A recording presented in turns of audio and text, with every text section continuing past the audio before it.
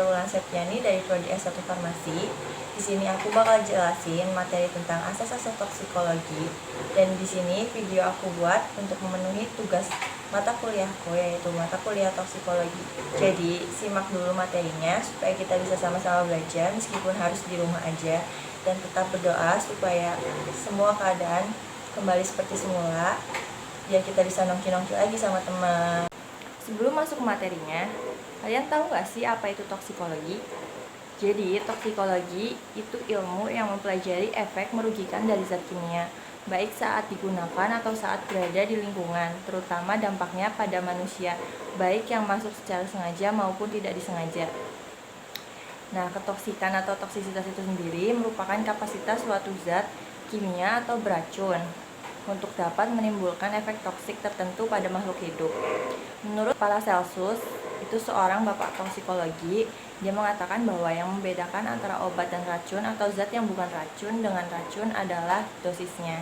Jadi di sini obat bukan racun karena penggunaan obat diberikan berdasarkan aturan dosis tertentu. Sedangkan racun tidak ada aturan dosis yang menguntungkan untuk diberikan pada manusia. Nah, sekarang masuk ke asas umum toksikologi. Asas umum toksikologi merupakan faktor yang mempengaruhi timbulnya efek toksik dan bermanfaat untuk evaluasi ketoksikan suatu zat. Nah, asas umum toksikologi ini meliputi kondisi efek toksik, mekanisme efek toksik, wujud efek toksik, dan sifat efek toksik. Semua itu bakal aku bahas satu-satu, dan terakhir ada tambahan review jurnal. Yang pertama, kondisi efek toksik. Kondisi efek toksik yaitu keadaan atau faktor yang mempengaruhi efektivitas absorpsi, distribusi, dan eliminasi zat beracun dalam tubuh. Nah, ini akan menentukan keberadaan zat kimia utuh atau metabolitnya dalam sel sasaran atau tempat kerjanya. Kondisi efek toksik itu meliputi yang pertama kondisi paparan zat kimia, termasuk jalur paparan, lama kekerapan paparan, saat atau waktu paparan, dosis atau tekanan paparan, dan jenis paparannya, akut atau kronik. Nah, yang disebut akut di sini peristiwa paparan zat racun tunggal di mana sejumlah racun tertentu masuk ke dalam tubuh.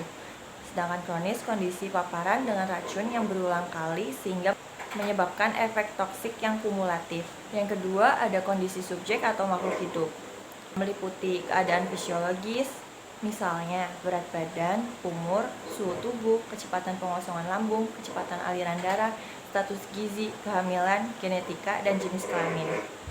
Sedangkan keadaan patologi, misalnya penyakit saluran cerna, kardiovaskuler, hati, dan ginjal. Mekanisme efek toksik.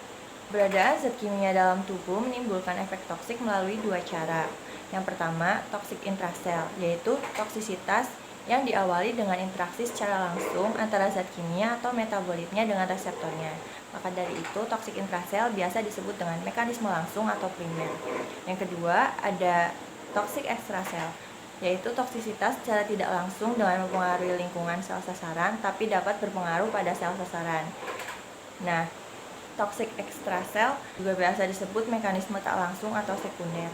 Kita bahas satu-satu. Yang pertama, mekanisme efek toksik intrasel adalah toksisitas yang diawali dengan interaksi secara langsung antara zat kimia atau metabolitnya dengan reseptornya. Jadi mekanisme efek toksik intrasel ini sifatnya langsung atau primer. Zat kimia atau metabolitnya masuk pada sel sasaran dan disebabkan gangguan sel atau organelnya melalui pendesakan, ikatan kovalen, substitusi, atau peroksida, dan sebagainya. Sebelumnya, tubuh beradaptasi atau melakukan perbaikan. Bila respon pertahanan tidak mampu eliminir gangguan, akan terjadi efek toksik. Wujud terjadinya perubahan adalah kekacauan biokimiawi, fungsional, dan struktural. Di sini ada contoh zat toksik intrasel, tetrasiklin atau kloramfenikol yang mengikat ribosom sel. Ada antimikroba golongan sulfa dapat menghambat sintesis asam folat. Radikal bebas sebabkan peroksidasi lipid atau protein. Insektisida yang mengikat enzim asetikolinesterase sebabkan bertumpuknya ACH dalam sinaps sehingga mengakibatkan efek kolinergik yang berlebihan. Ada sianida yang berikatan dengan atom besi dari heme sehingga mengganggu pernapasan sel atau produksi energi. Toksin botulisme berikatan dengan ujung akson presinaptik kolinergik perifer sehingga menghambat pelepasan ACH, terjadi hambatan kolinergik. Dan yang terakhir ada racun ular kobra, dapat berikatan dengan possinaptik neuromuskuler sehingga tidak peka dengan asetilkolin. Yang kedua ada mekanisme toksik ekstrasel.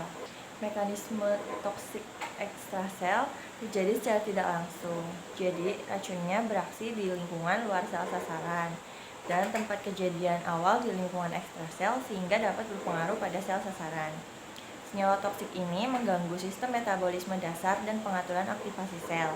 Kelangsungan hidup sel bergantung pada faktor lingkungan ekstrasel untuk memenuhi kebutuhan metabolik, basal, dan pengaturan aktivasi sel. Dan gangguan ini akan sebabkan perubahan struktur dan fungsi sel. Wujud efek toksik. Wujud efek toksik merupakan perubahan biokimia fungsional atau struktural yang terjadi di dalam tubuh. Wujud efek toksik dapat berupa gabungan dari perubahan di atas. Misal, perubahan struktural berakibat terjadi perubahan biokimia atau fungsi dari sel. Perubahan biokimia dapat sebabkan perubahan fungsional. Yang pertama ada perubahan biokimia. Wujud efek toksik berupa perubahan atau kekacauan biokimia dari sel akibat adanya interaksi zat beracun dan tempat aksi yang sifatnya terbalikan. Misal, terjadi penghambatan respirasi sel, perubahan keseimbangan cairan dan elektrolit, dan gangguan hormonal. Contohnya, sianida menghambat transport elektron sehingga menghambat respirasi sel dan gangguan pasok energi. Yang kedua, ada perubahan fungsional. Wujud efek toksik yang dapat mempengaruhi fungsi homeostatis yang sifatnya terbalikan. Misalnya, terjadi anoksia, gangguan pernafasan, gangguan SSP atau sistem saraf pusat, hipotensi atau hipertensi, hiperglikemia, perubahan kontraksi atau relaksasi otot. Contohnya, insektisida organofosfat melation menyebabkan kejangnya otot-otot pernafasan sebagai akibat penumpukan asetilkolin yang berlebihan karena hambatan terhadap enzim asetilkolinesterase. Yang ketiga ada perubahan struktural. Wujud efek toksik yang berkaitan dengan perubahan morfologi sel sehingga terwujud sebagai kekacauan struktural atau dapat reversible atau irreversible. Terdapat 3 respon karena adanya luka sel, yaitu degenerasi, proliferasi, dan inflamasi. Contohnya, tetrasiklin dapat menyebabkan terjadinya pelemakan hati, dan aflatoksin dapat sebabkan nekrosis hati. Sifat efek toksik. Ada 2 jenis sifat efek toksik. Yang pertama ada reversible atau terbalikan, dan yang kedua ada irreversible atau tak terbalikan. Yang pertama kita bahas efek toksik terbalikan atau reversible. Ciri-ciri dari efek ini, jika kadar racunnya habis, reseptor kembali normal. Efek toksik cepat hilang bila racun habis dan cepat kembali normal. Ketoksikan zat beracun tergantung takaran atau dosisnya. Yang kedua ada efek toksik tak terbalikan atau irreversible. Ciri-cirinya ada kerusakan menetap, penumpukan efek toksik, pemejanan takaran kecil jangka panjang akan memberikan efek yang sama dengan pemejanan takaran besar jangka pendek. Contohnya, minum 15 gram paracetamol sama dengan 500 mg paracetamol selama 90 kali dapat menyebabkan nekrosis hati.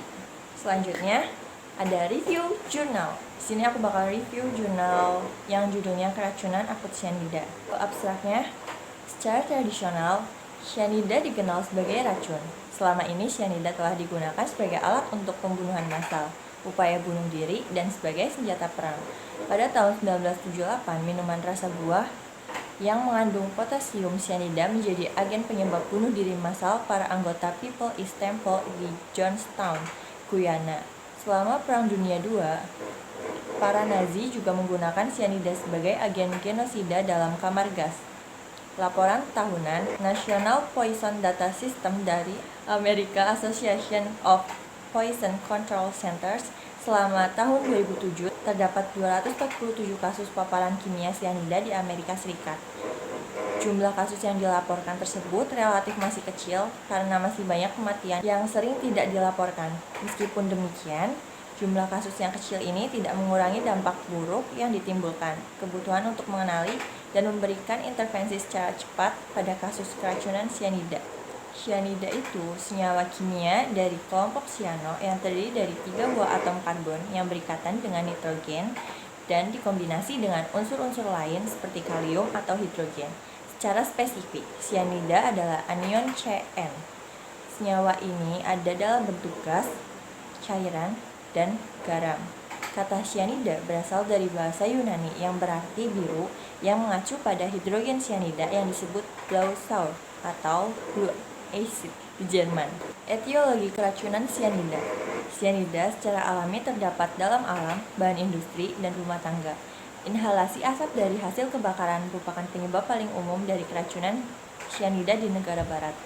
Bahan-bahan seperti wol, sutra, dan polimer sintetik mengandung karbon dan nitrogen juga dapat menghasilkan gas sianida bila terpapar pada suhu tinggi. Meskipun bukan penyebab umum keracunan, sumber-sumber alam dapat menyebabkan keracunan sianida ketika dikonsumsi dalam jumlah besar atau ketika dikemas sebagai obat alternatif.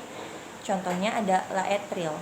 Sianida terbentuk secara alami dalam amigdalin yang pada konsentrasi rendah terdapat dalam biji buah, misalnya biji apel, biji ceri, almond, dan biji aprikot dari spesies Prunus. Selanjutnya ada patofisiologi keracunan sianida. Sianida bersifat sangat letal karena dapat berdifusi dengan cepat pada jaringan dan berikatan dengan organ target dalam beberapa detik. Sianida dapat berikatan dan menginaktifkan beberapa enzim, terutama yang mengandung besi dalam bentuk feri atau Fe3+ dan kobalt. Kombinasi kimia yang dihasilkan mengakibatkan hilangnya integritas struktural dan efektivitas enzim. Di sini juga disebutkan takaran atau dosis sianida. Untuk dosis letal dari sianida, asam hidrosianik sekitar 2,5 sampai 5 mg dan untuk cyanogen klorida sekitar 11 mg. Terpapar hidrogen sianida meskipun dalam tingkat rendah dapat berakibat fatal. Tingkat udara yang diperkirakan dapat membahayakan hidup atau kesehatan adalah 50 ppm. Batasan HCN yang direkomendasikan pada daerah kerja adalah 4,7 ppm. HCN juga dapat diabsorpsi melalui kulit. Ingesti 200 mg sodium atau potasium sianida pada orang dewasa dapat berakibat fatal. Di sini juga dijelaskan kalau sianida atau bahan kimia umumnya masuk ke dalam tubuh kita itu melalui beberapa cara, yaitu melalui mulut karena tertelan atau ingesti, melalui paru-paru karena terhirup melalui mulut atau hidung atau inhalasi, dan yang terakhir melalui kulit yang terkena cairan atau spray. Selanjutnya ada manifestasi klinis. Manifestasi klinis dari keracunan sianida yang sebagian besar merupakan gambaran dari hipoksia intraseluler. Terjadinya tanda-tanda dan gejala ini biasanya kurang dari 1 menit setelah menghirup dan dalam beberapa menit setelah konsumsi. Awal manifestasi neurologis termasuk kecemasan, sakit kepala, dan pusing. Pasien kemungkinan tidak bisa memfokuskan mata dan terjadi midriasis yang dapat disebabkan oleh hipoksia.